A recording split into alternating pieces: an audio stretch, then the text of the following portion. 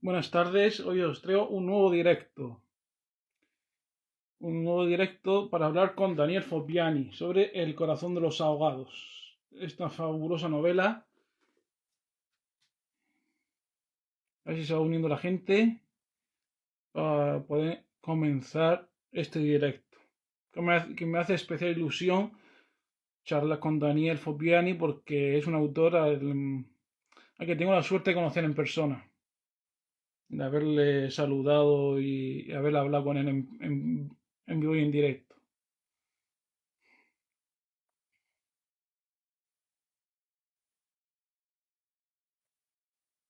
A ver si se va uniendo la gente.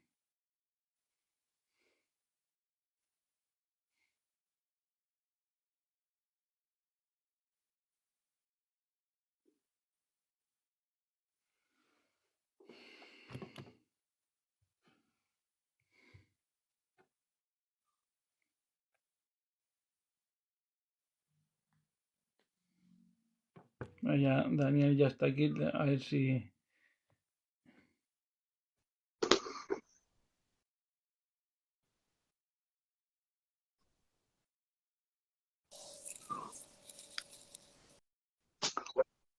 Buenas, Muy pues buenas. aquí ¿Qué tal, Kiko? estamos. ¿Cómo estás? A ver, así. Sí, sí, Ay. sí, muy Bien, bien. Y ¿no? aparte que en Cartagena hace un tiempo Ah, espléndido. Aquí también. Bueno, yo ahora estoy trabajando en Madrid y hace una calor también increíble, Ya, vamos. Ya ha llegado el ya buen llega, tiempo ya ya. lleva siendo hora. Lo Sí, malo es que sí, no sí, sí. llueve tanto como debería llover. Eso es verdad, eso es verdad. Parece ser de que en los últimos años, bueno, y además solo hay que ver en las noticias como los lagos están cada vez Mm, más vacíos, con menos agua, y la verdad que se echa de menos esas grandes lluvias. Y además para los lectores, que nos gusta mucho, por lo menos a mí personalmente, cuando está fuera lloviendo en la calle y estamos nosotros en casa con un buen libro, la verdad que para mm. mí es uno de los climas perfectos para leer. La verdad que sí. Bueno, pues empezamos ya si quieres. Y, Y Cuando como es tú la quieras, primera claro que sí. vez que estás invitado aquí a los directos de Superhéctor Alfa, pues si hay alguien que todavía no te conozca, ¿quién es Daniel Fopiani? ¡Wow! Madre mía. Eh, bueno, a mí siempre me gusta decir que soy un niño que no deja de crecer. Desde siempre me ha acompañado la lectura, desde que tengo uso de razón tengo un libro entre las manos y con 15 o 16 años pues me aventuré a escribir mis propias historias. Actualmente soy sargento primero de Infantería de Marina, he sido durante más de 9 años jefe de los equipos operativos de seguridad de la Armada, he estado desplegado en varios sitios en zonas de operaciones, norte de Europa, Irak, Mar Rojo, y, y desde desde 2017 gané el premio Valencia Nova de Narrativa, me dedico profesionalmente a la escritura y a día de hoy la escritura casi prácticamente es una enfermedad que no puedo dejar de practicar, que me persigue allá donde vaya y que espero seguir Pues practicando a lo largo de mi ahora vida. vamos entrando poquito a poco en el tema literario y te quería preguntar que desde que publicaste tu primera novela, La Carcoma, y después vino La Melodía de la Oscuridad y la última hasta la fecha, El Corazón de los Ahogados, Ay, ay. qué te ha aportado el mundo literario? Buah, madre mía. Bueno, primeramente me ha aportado mucha felicidad, mucha alegría, pero siempre por parte de los lectores. Cuando uno está comenzando a gatear en el mundo literario, en el mundo editorial, uno está plagado de incertidumbres, de dudas, no sabe cómo la gente va a reaccionar a ese trabajo en el que he estado inmerso durante un año o 2 años, que es el trabajo que tardo aproximadamente en escribir el tiempo que tardo en escribir una novela y uno nunca sabe cómo va a funcionar, ¿no? Ese miedo desapareció automáticamente cuando con mi primera novela, con La Carcoma, gané el Premio Valencia de Narrativa y a través de los lectores recibí un cariño, recibí un apoyo que aún a día de hoy eso no hace más que sumar, ¿no? Y seguir. Así que por esa parte he de decir que estoy muy agradecido con todos los que me apoyan, con todos los que se animan a leer cualquiera de mis novelas. Sin embargo, por otro lado, y a mí siempre me gusta ser sincero y honesto, ¿no? Cuando yo también comencé a escribir, cuando era un poco más joven, yo vivía casi en el sueño, tenía la ilusión de que el mundo editorial, a fin de cuentas, se trataba en un respeto absoluto por la literatura, por la buena narración. Y sin embargo, cuando uno llega a las grandes editoriales, ese sueño que tanto cuesta conseguir, pues uno se da cuenta de que el mercado editorial funciona totalmente diferente, que las editoriales, a fin de cuentas, son empresas que invierten y apuestan por la literatura, por los libros, pero que detrás del mundo de los libros hay otros muchos elementos que los escritores noveles desconocen y quizás nunca podrían Sí. imaginarse que Mira, pues funciona antes así. de seguir, saludar a Pedro Martí, que está por ahí conectado. Hombre, muy buena. Y nada, y dar la bienvenida a toda la gente que nos está viendo en directo. Claro que sí, Pues claro que sí, ahora claro sí, que sí. entramos de lleno. ¿Cómo nació la idea principal del Corazón de los Ahogados? Bueno, El corazón de los ahogados tiene una historia un poco particular, ¿no? Podría decir que es una historia que ha estado durante más de 11 años dando vuelta dentro de mi cabeza. Cuando apenas tenía 19 años, yo era un soldado recién ingresado en las Fuerzas Armadas, yo tenía la cabeza rapada al cero y aún tenía muchas cosas que aprender en la vida, igual que a día de hoy, pero aún más por aquella época. Y me dijeron, Fopiani, te vas 21 días destacado a la isla de Alborán. Yo dije, a la orden, mi capitán. Me di la vuelta y automáticamente busqué qué era la isla de Alborán, porque yo no la conocía. La isla de Alborán es un pequeño islote que es territorio español, que se encuentra en el sur de Almería, en el norte del continente africano, y es una isla que apenas tiene unos 600 metros de extensión. Automáticamente, cuando yo visité la isla, he enamorado de ese pequeño, uno de mis libros de Christie. Por entonces yo ya era un lector empedernido, un lector comprometido, que soñaba con convertirme algún día en un escritor, ¿no? Yo me prometí ya por entonces, hablamos de 2009, yo me prometí que algún día escribiría una novela sobre la isla de Alborán y que si podía le haría un pequeño homenaje, como digo, a una de mis autoras preferidas de aquella época, que era Agatha Christie. Eh, 11 años después estuve destinado en Cartagena, como tú bien sabes, Kiko, que hemos coincidido varias veces, en varias ocasiones, y descubrí que allí se encontraba el COBAN, que es el Centro de Operaciones Marítimo de la Armada, que era, a fin de cuentas, el centro que se encarga de la seguridad de la isla de Alborán. Y yo dije, ya está, aquí están todos los elementos que necesito para informarme, para empezar a trabajar sobre esa novela que lleva tanto tiempo dando vueltas dentro de mi cabeza. Y así fue. Eh, Luego hubo otra serie de elementos que también me ayudaron un poco. Muchas veces uno descubre o se da cuenta que el universo parece que nos manda mensajes para decirnos cuándo es el momento oportuno de hacer una u otra cosa.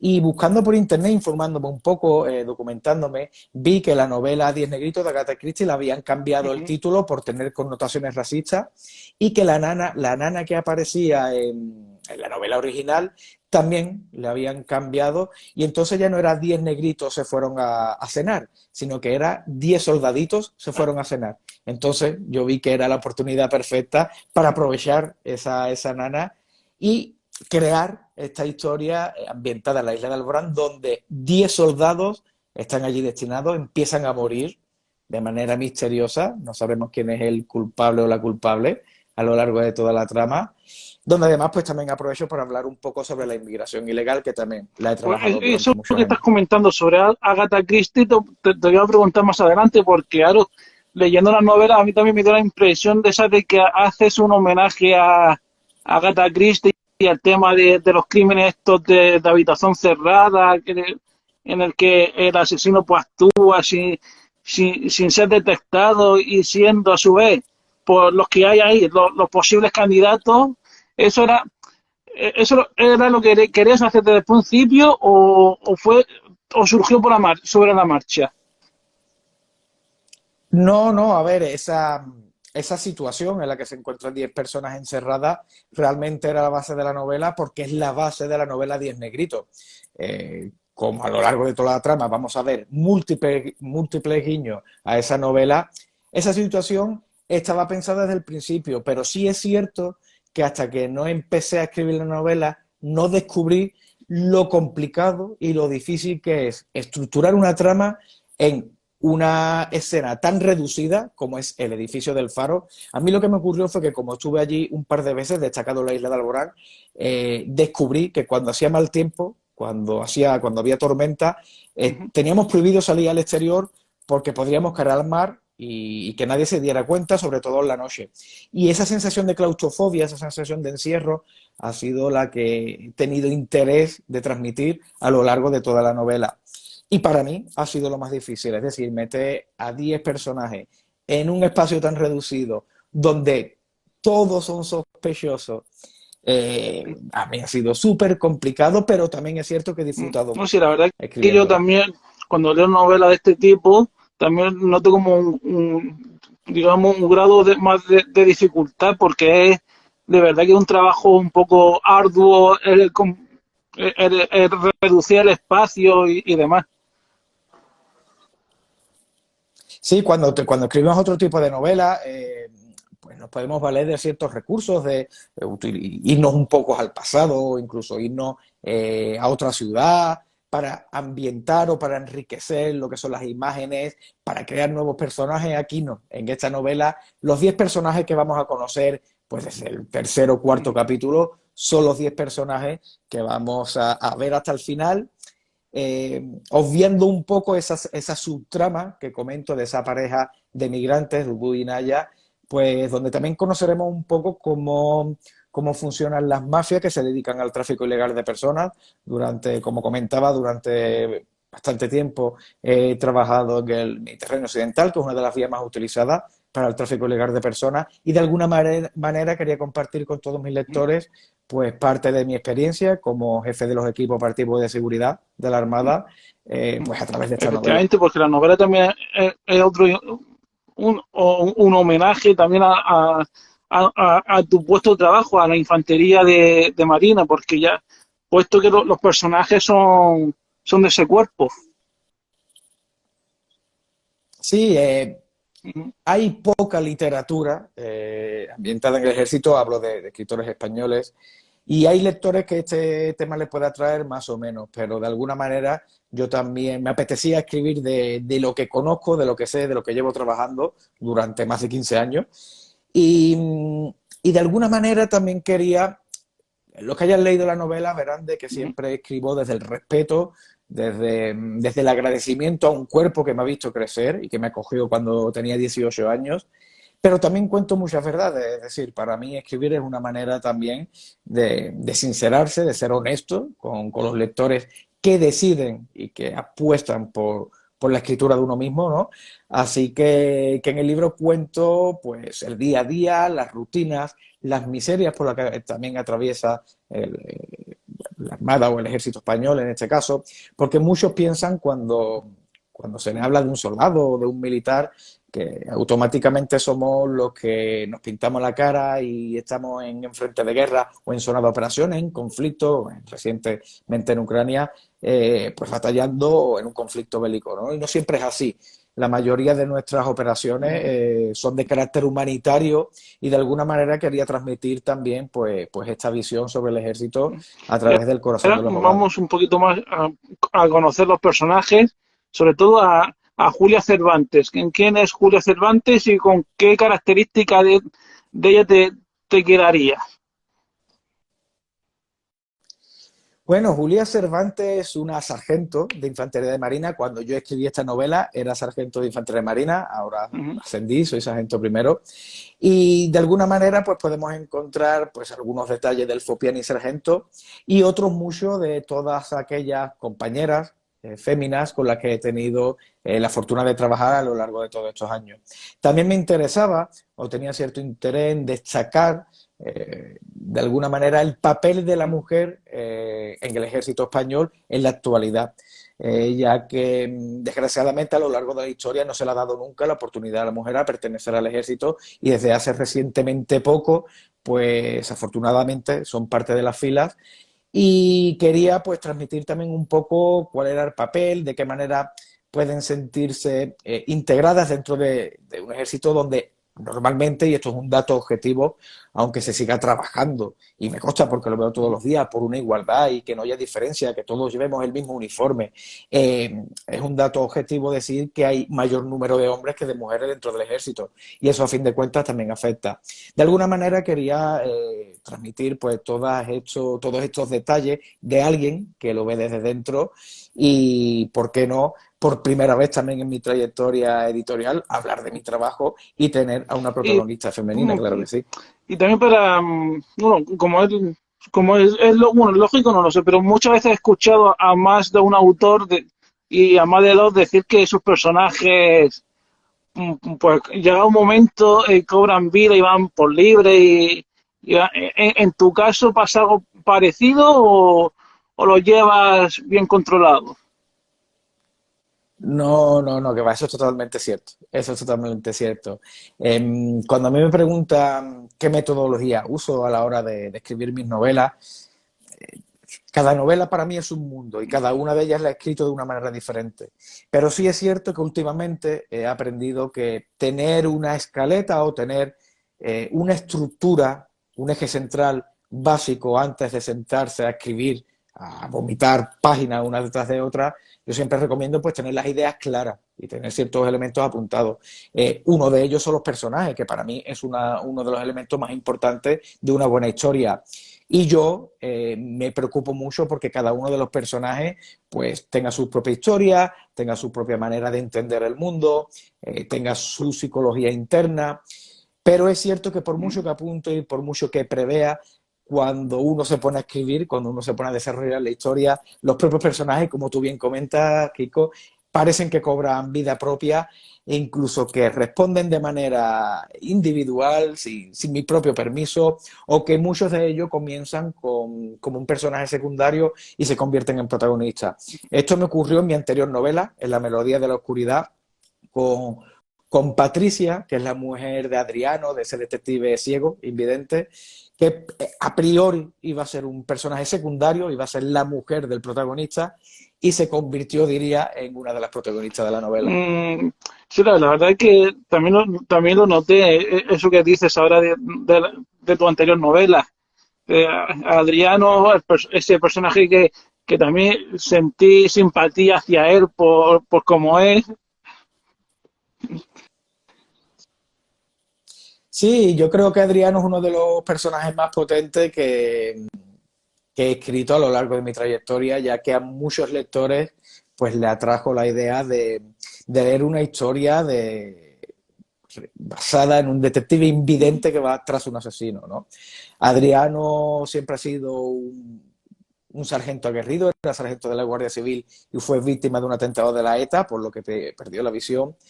Y varios años después de estar retirado, pues recibe la llamada de un teniente de la Guardia Civil, que fue compañero suyo en su momento, pidiéndole auxilio, pidiéndole ayuda, pues para asesorarle en un caso en el que él tenía bastante experiencia, ¿no?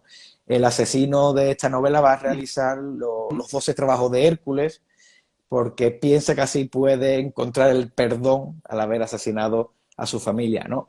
Eh, fue un artículo de National Geographic que leí que me impactó tanto al descubrir que Hércules, ese héroe que todo el mundo conoce, según la leyenda, en un ataque de ira, mató a su familia y es así como nace pues ese villano de la melodía de la oscuridad. Y este detective invidente, Adriano, pues tendrá que Y, ir tras su y ahora pista. sobre los títulos de las novelas, eh, ¿cuándo sueles poner los títulos?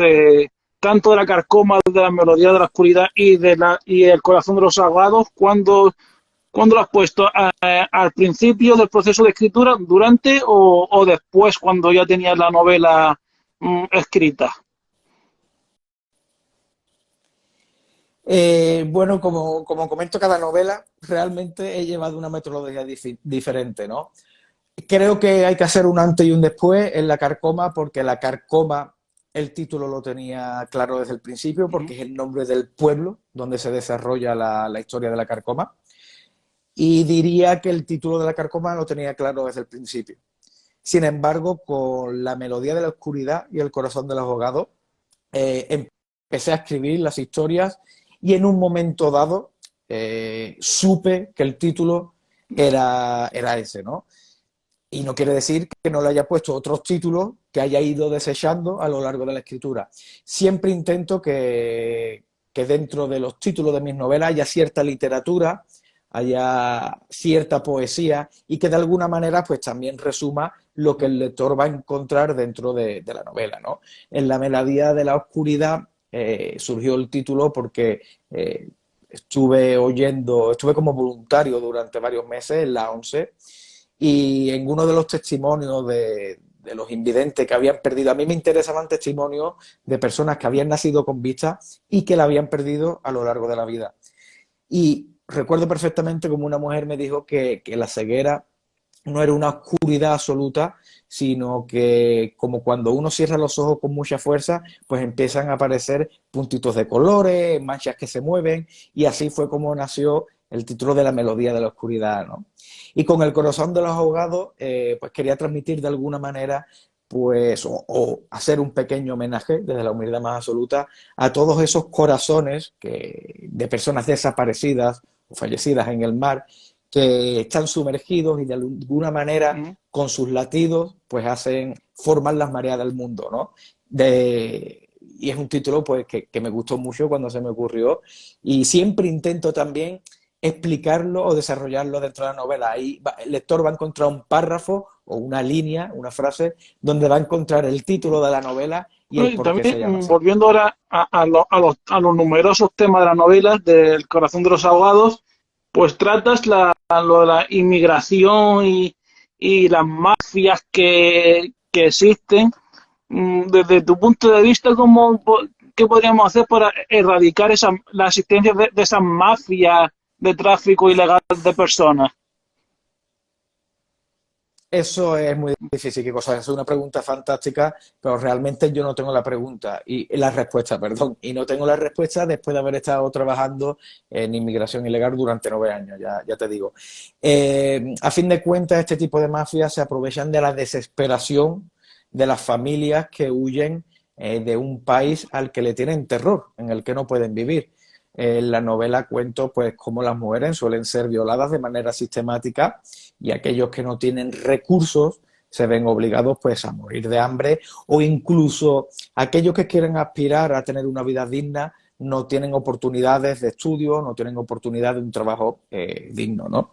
Eh, Desde un punto de vista utópico pienso que una manera de erradicar la inmigración ilegal es que todo el mundo estuviese Ujú. contento, feliz en su lugar de nacimiento, de procedencia.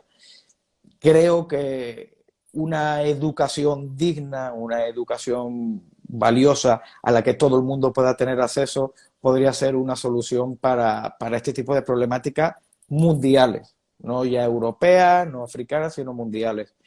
Eh, pero realmente no tengo la respuesta, ojalá la La verdad tuviese, que sí, Kiko, ojalá la lo que has tuviese. dicho, en este punto la educación es algo muy importante.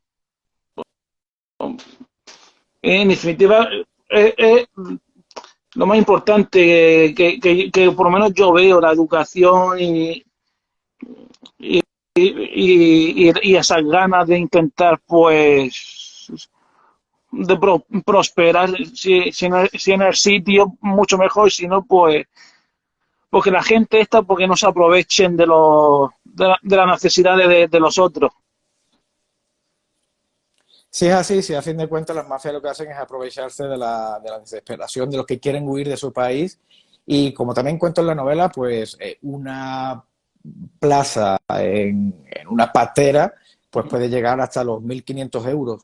1.500 euros que para una familia que no tiene recursos es una auténtica millonada, ¿no? Y luego ya, volviendo otra vez al mundo literario, pues, a la hora de sentarte y a escribir, ¿en quién suelen pensar? En los hipotéticos lectores o en lo que te gustaría a ti leer?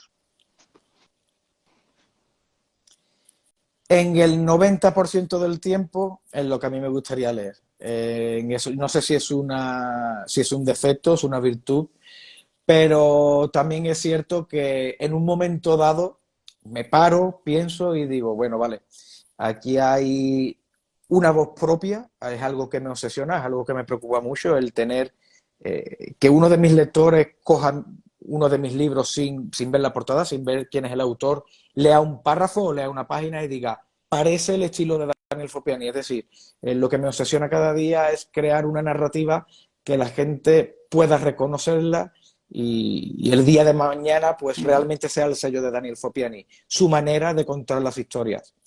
Pero me obligo cuando estructuro sobre todo una novela, en esos puntos pues donde debo de apretar un poco la intriga, donde debo de hacer un giro narrativo para que el lector no deje de leer o se sienta intrigado o invitado a seguir leyendo para descubrir qué es lo que ocurre. Es cierto que siempre está presente los lectores dentro de mi cabeza y sobre todo a la hora de, como comento, de estructurar una novela para que también sea atractivo para los lectores. De alguna manera, estas tres últimas novelas mías intento hacer una balanza, llegar a un equilibrio entre una trama cargada de acción, pues basada en las características del thriller, donde el misterio y el suspense van a estar presentes, donde los asesinatos van a ir sucediéndose a un ritmo trepidante, y por otro lado me preocupo mucho porque todo ello, porque toda esa trama esté narrada y esté contada con un estilo bonito, con un estilo cuidado, o que al menos los lectores puedan descubrir que detrás de esa historia hay mucho trabajo. Que no se trata simplemente de una trama en la cual me he sentado delante de la mesa y la he vomitado, sino que dentro de sus páginas hay literatura, hay cierta poesía o hay ciertas reflexiones que merecen pues unos minutos de reflexión o de darle vuelta a la cabeza, a ver qué es lo que quiero decir. Siempre intento que en todos mis capítulos, además de lo que ocurre, haya un pequeño diamante escondido que el lector tenga que Y, desentrañar. y cuando tienes ya la novela ya escrita, ¿eres muy autoexigente y haces infinidad de correcciones antes de mandarla a la editorial o no eres tan autoexigente? No, sí, sí. Con esto tengo un problema, de hecho. Yo no dejo que nadie lea, pero cuando digo nadie, digo que ni mi mujer, ni mi familia, mi madre, ningún amigo, no dejo que nadie lea la novela hasta que yo no considere que está para su lectura. Y para que yo considere que está para su lectura, pues ha tenido que atravesar por una serie de revisiones y de correcciones brutales. Es cierto que también me considero un escritor bastante lento, no me ajusto al ritmo editorial que muchas veces pues, parece, ¿no?, que obliga a estar publicando un libro cada 6 meses o cada un año, sino que me considero un escritor bastante lento que deja macerar las historias, que las deja descansar, porque creo que eso a fin de cuentas le da calidad a la obra. Y es cierto que cuando yo le pongo el punto y final a la obra, ya la he revisado muchas veces. Es decir, a lo mejor escribo 5 capítulos y en vez de escribir el sexto, lo que hago es volver a leer desde el primero y escribo el 6, el 7, el 8 y el 9 y vuelvo a leer desde el primero y escribo otros tantos. Es decir, voy para adelante, para atrás, voy revisando mucho. Y cuando le pongo el punto y final, pues bueno, pues la novela ya ha tenido varias revisiones. Pero es cierto que me preocupo mucho de que el texto esté bien pulido, esté bien cuidado, antes incluso de pasar pues las revisiones de la editorial, las revisiones de mi agente o del que Y antes corresponda. ya lo has dejado entrever que uno de tus referentes es Agatha Christie. Pero Sí, lo fue en su aparte de momento. Agatha Christie, ¿cuáles son tus referentes en este mundo literario? Bueno, yo creo que los referentes también van cambiando a lo largo de los años, a lo largo que uno va madurando o incluso que va leyendo más. Yo recuerdo en esos primeros años llenos de ilusión, en los que la felicidad principalmente se basaba en escribir, en conseguir que alguna editorial me publicase y en aprender mucho, aunque esto último nunca ha desaparecido. Y yo recuerdo autores españoles que fueron referentes míos, como Ujú. puede ser Claudio Cerdán, al que creo que también conoces, Lorenzo Silva, Benito Olmo, Susana Martín Gijón, autores y autoras de novela negra policíaca españoles que de alguna manera sirvieron para que yo mismo crease mi propio estilo, mi propia voz, que me animase a escribir ese mismo género al que ellos se dedicaban. Es cierto que el género negro en los últimos años parece ser que ha tenido un auge entre los lectores pues bastante considerable y de alguna manera leer a todos estos autores y ver pues la demanda de los lectores fue un poco lo que me animó a escribir Bueno, género ya negro. por ahí cerrando ya este directo, mm, ¿estás trabajando en un nuevo proyecto literario para publicarlo a corto, medio, largo plazo o todavía no tienes previsto nada?